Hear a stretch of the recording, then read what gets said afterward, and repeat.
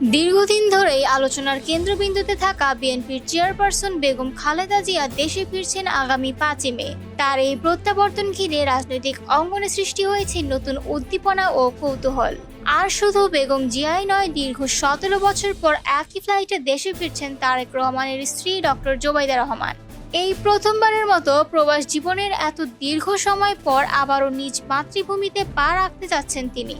BNP সূত্র জানায়, দেশে ফেরার পর ডক্টর জোবাইদা ঢাকার ধানমন্ডিতে অবস্থিত তার পৈতৃক বাড়ি মাহবুব ভবনে অবস্থান করবেন।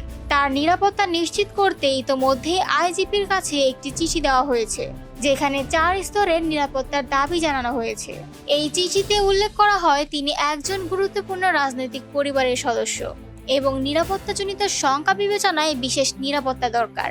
ডক্টর জোবাইদা রহমান পেশায় চিকিৎসক হলেও দীর্ঘদিন ধরেই তিনি আলোচনায় রয়েছেন বিএনপির নেতৃত্বে সক্রিয় ভূমিকা নিতে পারেন এমন একজন ভবিষ্যৎ নেতৃত্ব প্রার্থী হিসেবে।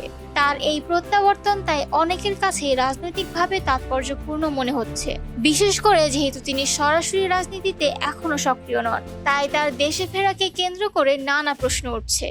অন্যদিকে বেগম খালেদা জিয়ার শারীরিক অবস্থা বিবেচনায় বিমান চলাচল কর্তৃপক্ষ প্রস্তাব দেয় তার ফ্লাইট রুট পরিবর্তনের। লন্ডন থেকে সিলেট হয়ে ঢাকায় না এসে লন্ডন ঢাকা সিলেট রুটে যাত্রা করার প্রস্তাব দেন তিনি।